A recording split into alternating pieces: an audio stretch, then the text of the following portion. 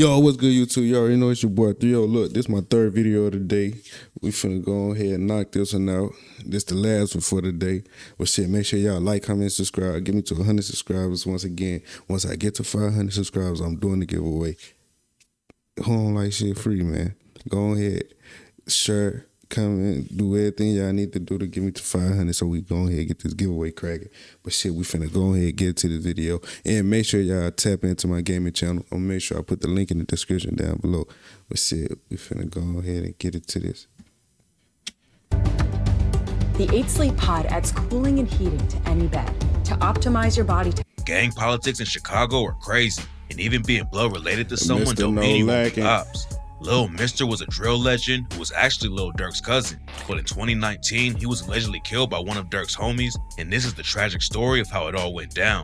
Lil Mr. was raised on the south side of Chicago and started repping the Woogle World set of the GDs when he hopped off the porch. Not much is known about his life before he jumped in the booth and helped kick off.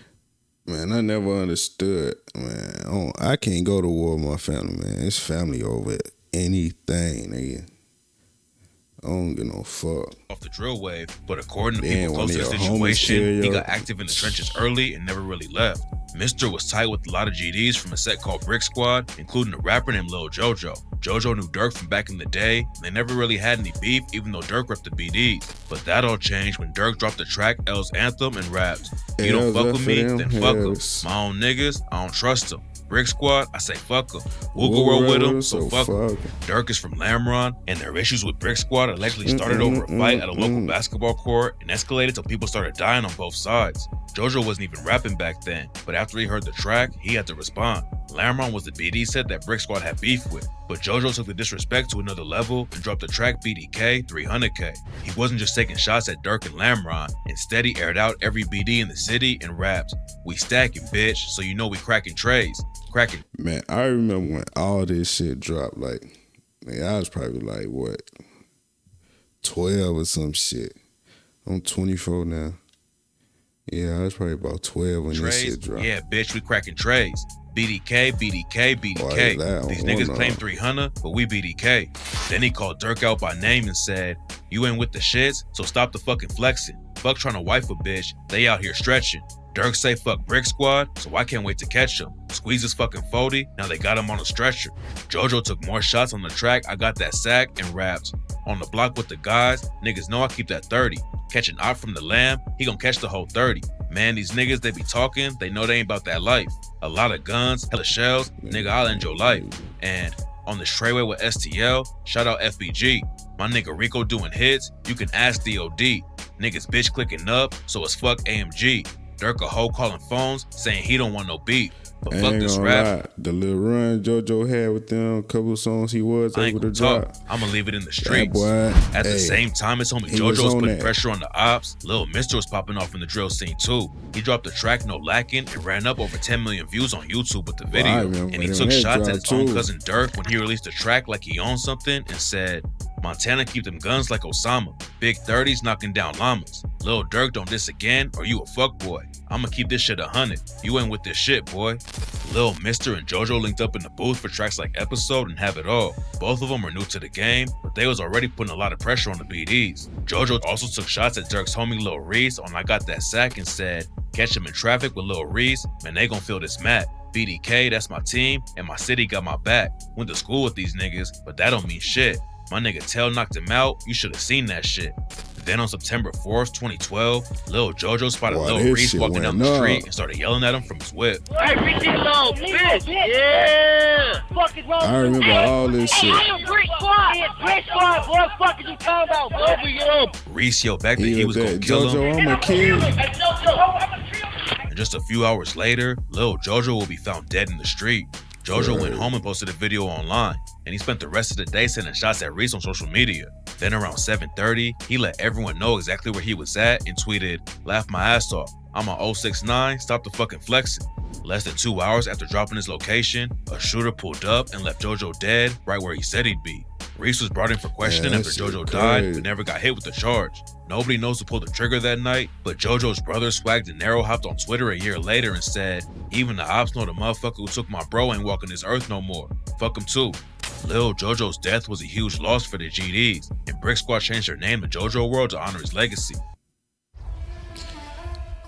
Man, that whole era, I ain't gonna lie, that whole era was crazy as hell. Mr. lost his homie, then he took another loss when he got locked up on a gun charge. He came home in 2016 and hopped back in the booth, but by that time, he already lost all the momentum he built off his early tracks and never ran up the same kind of numbers he did in 2012. He was still putting pressure on the ops though. One day, he saw Mimo 600 in the street and tried to chase him down. Mimo ended up crashing his whip trying to get away.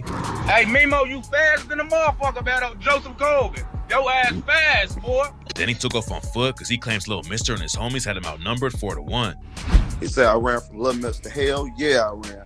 They were 4 deep in the car. Mimo allegedly chased Lil Mister down one time too, but they never actually caught up to each other. Mister wasn't just crashing out on the ops though. And a video came out of him fighting his own homie, Rico Reckless, in a gas station. Them boys, I remember that shit. Them boys was throwing straight female punches. And that bitch straight wheelmailing and shit.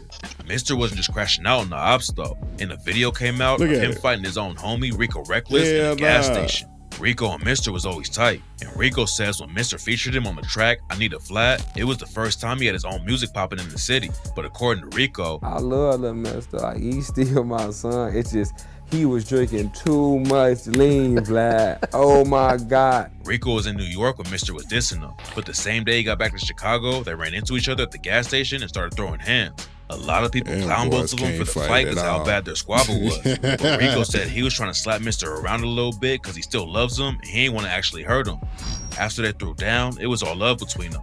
Durk and Lil Mister rep different sides of one of the most brutal gang wars in history, but Mister was still open to working with him. He told Zach TV back in 2017 that they were going to link up, but it would just have to be at the right time. Man, Zach TV did some classic ass interviews, man. Rest in peace, Zach TV, man. That's crazy. If Durk and Mister hopped on a track together, it would have put Mister right back in the spotlight, and he might even be on the same level as his cousin is right now. But Zach unfortunately, TV was really going crazy with the interviews. Instead, Lil Mister was murdered on the same block he repped his whole life.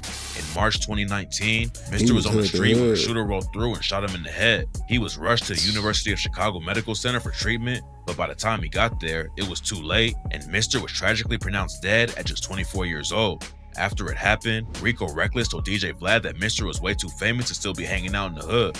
No Lagging was one of the first drill tracks to blow up, and it turned Mister into a Chicago star overnight. Making it in the rap game and leaving the streets behind is the dream for a lot of artists. But Rico says a lot of dudes think that if you're not on the block every day, then you're not real. It seems like Mister got caught up in the street mentality and didn't want to abandon the block. Fuck all that. If you know what you did, you done already, shit, move around. It's time to elevate, get some paper shit. Mister was one of the most influential dudes in the city, and FBG Duck shouted him out on the track Chicago Legends and raps, "You know I ain't ending this shit without talking about Lil Mister. I just be thinking, damn, lil bro, how the fuck you let them niggas get you? Boy, you started no lacking. Why the fuck you ain't have your pistol? I just want to send my condolences out to his mother and his sister. You 100 with me forever. You gon' always be official."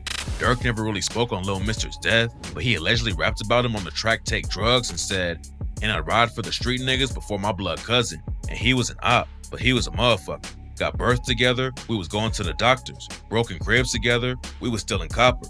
I should have known you was a cop when we was playing cops and robbers. For example, you told my mama that I robbed a barber." Some people think Durk still had love for Lil Mister, even though they rep different gangs. But Durk's homies ain't hesitate to clown him after he died. King Von previewed a track with Polo G called Phil Jackson, where he took a shot at Lil Mister and rapped, "Your main bitch, I probably hit her. And your homie sister. Even though that's folks' cousin, man, fuck Lil Mister." What's interesting about the situation though is that on the official release, Von's verse was changed and he ain't name dropped Lil Mister. On the official version, he raps, "Your main bitch, I probably hit her, and your homie sister. Even though that's folks' cousin, man, fuck your homie sister." It's not clear why the verse was changed or who made the call to get Mister's name taken off. But according to J Hood, nigga, Von did kill Durk cousin. There's no evidence to back the story up, but Von was definitely active before he was killed in 2020. The police have tied him to at least 3 different murder cases in Chicago, but there's no documents or anything linking Von to Lil Mister's. But I feel like he be saying that shit because he know that shit gonna go up. He gonna get there paid. He gonna get the views. Yeah, Mimo 600 and Mister definitely had static, and rumors say his homie Just Blow 600 was the one who pulled the trigger. After Lil Mister's death, Mimo was on IG Live with Just Blow and told him, Go and wipe that nigga nose, Blow. Fans in the comments asked about Mister's death, and Mimo told the fans they was the police and that he ain't know anything about the situation.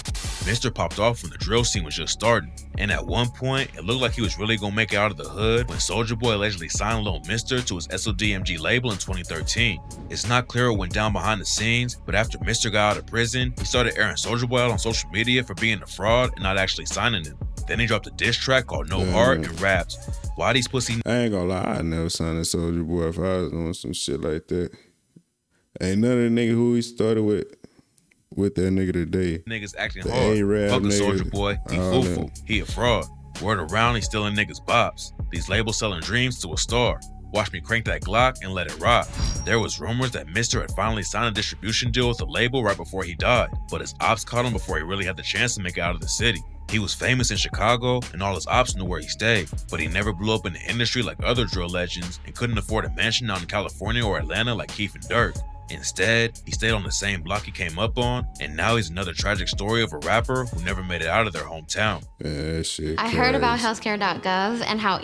Shit, I'm gonna go ahead and give y'all in the next video, man. Rest in peace, Mr. No Lack, and the rest in peace to the rest of them niggas.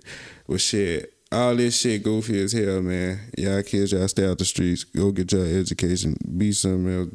Be a content creator. Do all type of shit, man. It's all type of shit you get money, man. You know, if you was in the streets before, then shit. If you want to get out that shit, you get out that shit. Trust me, I did. Anybody can get out that shit if they really want to. That's all I'm gonna say. But shit, and I